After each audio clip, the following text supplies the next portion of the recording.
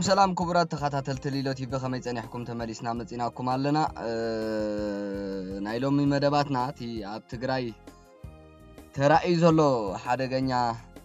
ኩነታት ዝምልከት ክህልወና እዩ ቅድሚ ናብቲ ቀንዲ መደብና ምእታውና ግን መንግስቲ ኢትዮጵያ ኣብ ረቡዕ ሚያዝያ 21 2018 ወይ ከዓ ኣብ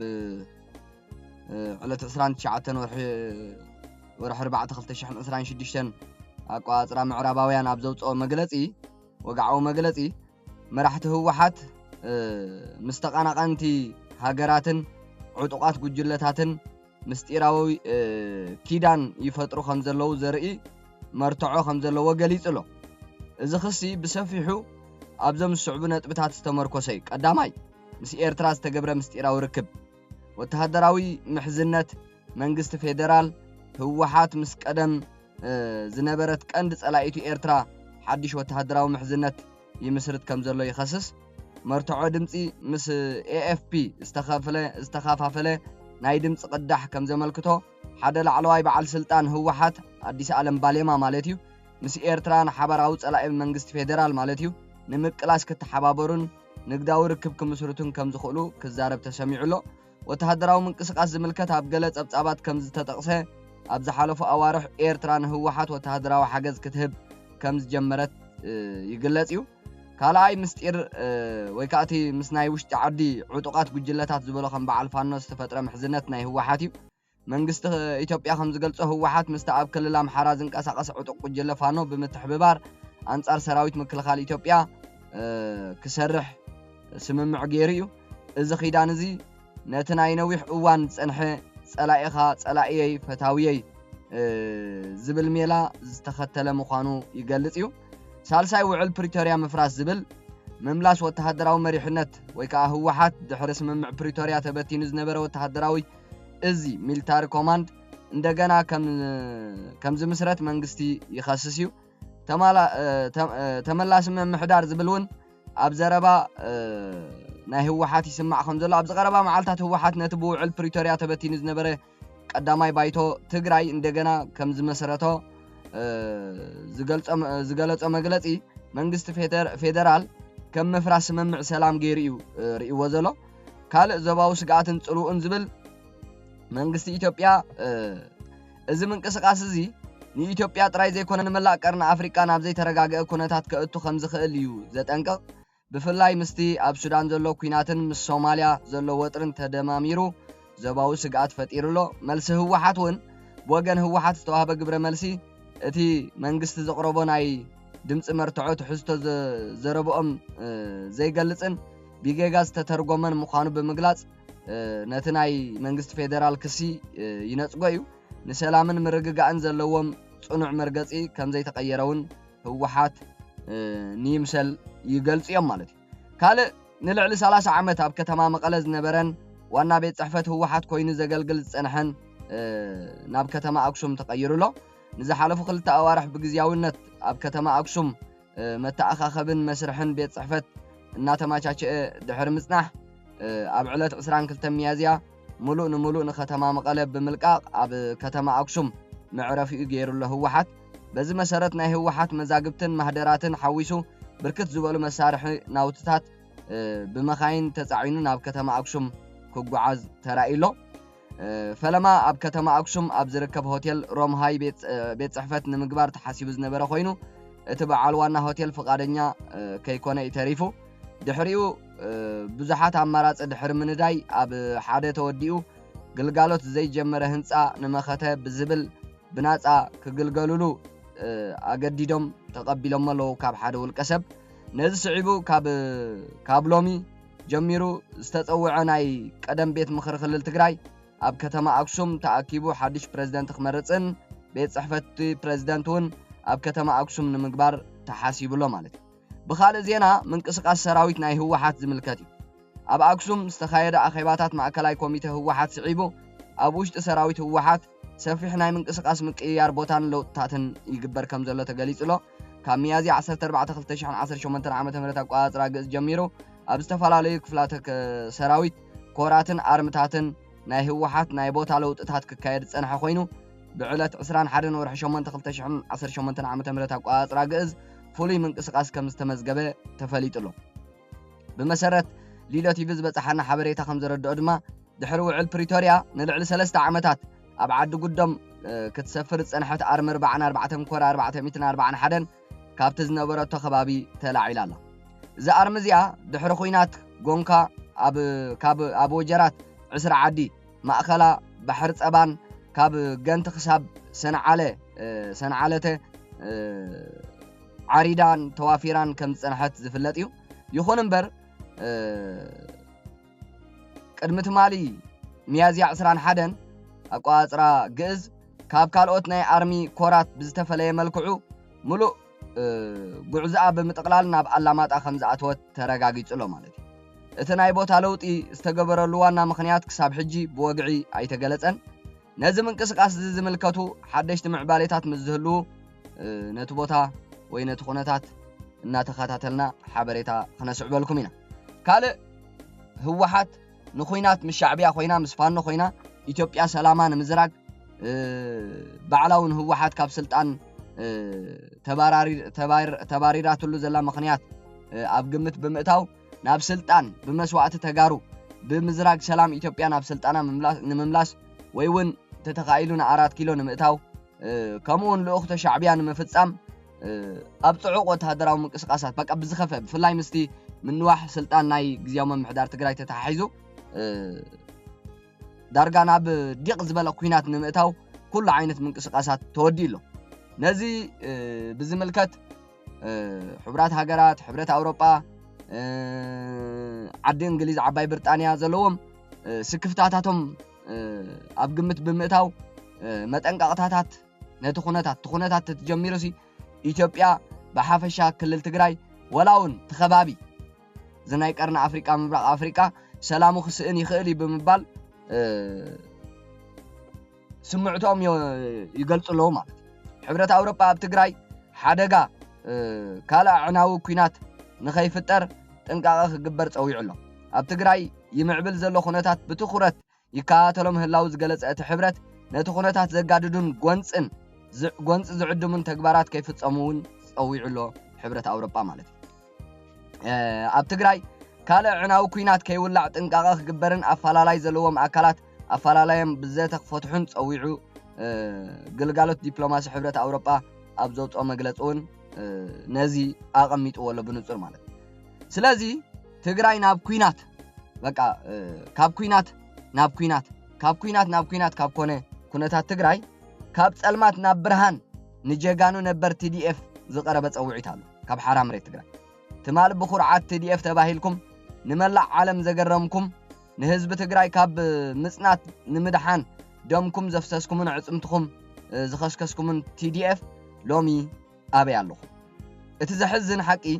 ሎሚ እቲ ጅግንነትኩም ንህዝቢ ዘይኮነስ ንውልቀ ረብሓ ገበነኛታት ስልጣን ዝጠመዩ ሓይልታትን መሳርሒ ይኸውን ኣሎ። እቲ ትማሊ ንህዝቢ ትግራይ ዘጽነተ ሻዕብያ ሎሚ መማኸሪ ተጋሩ ክኸውን እሞ ድማ ተጋሩ ኣብ ዘይምልከቶም ግንባራት ሓገዝቲ ፋኖ ኣማኸርቲ ፋኖ ተሓባበርቲ ፋኖ ወይ ከዓ ንፋኖ እናሓገዙ ሕርያ ዘይብሉ መስዋዕቲ ክኸፍሉ ምርኣይ ዓቢ ታሪኻዊ ገበን እዩ ኣብ ትግራይ። ንዓኹም ከዓ TDF ውርደት ናይ ውርደት እዩ። TDF ነዚ ኣስተውዕሉ TDF ነበር ኣብ ትሕቲ ባህላውያን ጀነራላት ህወሓት ዘለኹም ህዝቢ ትግራይ ካብ ዝሓለፈ ስቃይ ወፂኡ ሰላም ይደሊ ኣሎ እምበር ተወሳኺ ኩናትን መርድእን ኣይጽበን ኣይደልን ወይ ከዓ ከምኡ ዝደሊ ይኮነ። መስዋዕትኩም TDF ነበር መስዋዕትነትኩም ንውልቀ ሰባት ዘይኮነ ንኽብሪ ህዝብኩም ክኸውን ይግባእ። ታሪኽ ዘይርስዖ ናይ ትግራይ ሓይሊ ሰላም TPF ጻውዒት ተቐቢልኩም ካብዚ ናይ ጥፍኣት መንገዲ ወፂእኩም ናብቲ ሓቀኛ ናይ ለውጢ ሓይሊ ክትጽምበሩ ይግባእ። እዋኑ ናይ ፖለቲካዊ ንቕሓት እዩ። ህዝቢ ትግራይ ካብ ድንቁርናን ጭቆናን ነፃ ክወፅእ ዝኽእል ሓይሉ ንሓቀኛ ሰላምን ልምዓትን ምስ ዘውዕሎ ጥራይ። ኣብ ትሕቲ ባህላውያን ጀነራላት ህወሓት ዘለኹም ንህወሓት ንምድሓን መስዋዕትን ኣካለ መጉዳእትን ንምኽፋል ድልዋት ዘለኹም ኣባላት TDF ነበር ሎሚ ኣይፋል ንጥፍኣት እወን ሰላምን ሓቀኛ ለውጥን ክትብሉ ይግባእኩም። ስለዚ ትግራይ ብዓብዩ ኣብ ትሕቲ ሻዕብያ ክሳብ ዝሃለወት ኣብ ትግራይ ዝረጋገጽ ሰላም ዘይኮነስ ዝጅምር ሓደገኛ ኩናት ጥራይ እዩ ዝረአ ዘሎ ነዚ ተታሒዙ ዓባይ ብሪጣንያ በታ ኣብ ኢትዮጵያ ዝርከብ ኤምባሲ ኣቢላ ኣብ ኢትዮጵያ ዝረአ ዘሎ ምጅማር ሓድሽ ግጭት ነቲ ዞባ ኣዕናው ክኸውን ከም ዝኽእል ኣጠንቂቓላ ኣብ ኣዲስ ኣበባ ዝርከብ ኤምባሲ ብሪጣንያ ከም ዝሓበሮ እቲ ሕጂ ክጅምር ምንቅስቃሳት ዘርኢ ዘሎ ዳግማይ ሓደገኛ ግጭት ንክልል ትግራይ ንኢትዮጵያን ነቲ ዞባን ኣዕናው ከም ዝኸውን ኣጠንቂቑሎ ሕብረት ኣውሮፓ ኣብ መግለጺኡ ኩነታት ትግራይ ብከቢድ ስክፍታ ይከታተሎ ኣለኹ ብምባል ስምምዕ ፕሪቶሪያ ኣብ ሓደጋ ዘእቱ ስጉምትታት ከይውሰድ ብጥብቂ ኣተሓሳሲቡሎ ኣብ ኣዲስ ኣበባ ዝርከብ ኤምባሲ ብሪጣንያ ሎሚ ዓርቢ 23 ሚያዝያ 2018 ኣቆጻጽራ ግእዝ ኣብ ዝሃቦ ሓበሬታን መጠንቀቕታን ኣብ ትግራይ ዘሎ ኩነታት ብዝምልከት ንጹር መግለጽን ለበዋን ኣውፂኢሎ ትሕዝቶት መግለጺ ከም ዘረድኦ ድማ ዓባይ ብሪጣንያ ኣብ ክልል ትግራይ ዝረአ ዘሎ ምዕባለታት ብቐረባ ትከታተሎ ከም ዘላ ካብ መንፈስ ወይ ማዕቀፍ ስምምዕ ፕሪቶሪያ ወጻኢ ዝኾነ ስጉምቲ ኣይነተባብዕና ክትብል ኣፍሊጣላ ሕብረት ኣውሮፓ እውን ከም ተቀድም ኢለ ዝገለጽክዎ ኣብ 22 ሚያዝያ 2018 ኣቆጻጽራ ግእዝ ኣብ ዘውፅኦ ሓጺር መግለጺ ኣብቲ ዞባ ዘሎ ወጥሪ ስዒቡ ነቲ ወጥሪ ንምትራፍ ህጹጽ ምግዳል ክግበር ጸዊዑ ኣሎ ማለት ተኾይናት ዝተርፈሉሲ በቃ ዝኾነ ጸቕጥ ክግበር ክኽእል ኣለዎ ተኾይናት ንኸይጅመር ማለት እዩ ሕብረት ኣውሮፓ ኣብ ክልላዊ መንግስቲ ትግራይ ዝረአ ዘሎ ምዕባለታት ተበግሶ ኩናትን ምልዓዓል ኩናትን ብዓቢ ስክፍታ ይከታተሎ ከም ዘሎ እዩ ዝገልጽ ሕብረት ኣውሮፓን ዓባይ ብሪጣንያን ነዚ መግለጺ ዘውፅኡ ልኡኽ ሻዕብያን ናፋቐ ኩናትን ዝኾነ ህወሓት ነቲ ቅድሚ 6 ዓመት ብዝተፈላለየ መረፃ ዝተመሰረተ ክልላዊ ቤት ምኽሪ ናብ ስርሑ ንምምላስ ዝወሰዶ ውሳነ ስግኣት ጎንፂ ድሕሪ ምልዓሉ ምዃኑ እዩ ልኡኽ ሻዕብያ ዝኾነ ህወሓት ንመንግስቲ ፌደራል ዕድመ ፕሬዝደንት ክልል ትግራይ ታደሰ ወረደ ብፍቃዱ ብምንዋሕ ስምምዕ ፕሪቶሪያ ጥሒሱ ክብል ይኸስስ ኣሎ ብሕፅር ዝበለ ዓባይ ብሪጣንያ ኣብ ትግራይ ዝረአ ዘሎ ምዕባለታት ብቐረባ ይከታተሎ ከም ዘላ እያ ትሕብር ምትግባር ቀዋሚ ምቁራፅ ተጻብኦታት ፕሪቶሪያ ግዜ ዘይህብ ዛዕባ ኢላቶላ እቲ ኤምባሲ ናይ ብሪጣንያ ኣብ ትግራይ ዳግማይ ኩናት ንኸይለዓል ጸውዒት ኣቕሪቡ ዘሎ ኣብ ኣዲስ ኣበባ ዝርከብ ኤምባሲ ብሪጣንያ ኣብ ትግራይ ዘሎ ኩነታት ብቐረባ ይከታተሎ ከም ዘሎ ብምግላጽ እዩ ኩሎም ወገናት ካብ ጎንፂ ክቁጠቡን ናብ ዘተ ንኽምለሱን ጸውዒት ኣቕሪቡሎም ዘሎ ማለት እዩ እቲ ኤምባሲ ኣብ ዘውፅኦ ወግዓዊ መግለጺ ስምምዕ ሰላም ፕሪቶሪያ COHA ብምሉእ ዓቕሚ ንኽትግበርን ካብ መንፈስ ትስምምዕ ወጻኢ ካብ ዝኾነ ተግባራት ንኽቁጠቡን ኣተሓሳሲቡሎ ማለት ዳግማይ ምልዓዓል ጎንፂ ንትግራይ ንኢትዮጵያን ንምሉእ እቲ ዞባን ከምቲ ዝገለጽናዮ ከቢድ ሳዕቤን ከም ዘስዕብ ዘጠንቀቐ እቲ መግለጺ ኩሎም ወገናት ዘይምርድዳኣቶም ብሰላማዊ መንገዲ ጥራሕ ንኽፈትሑ ጸዊዑ ኣሎ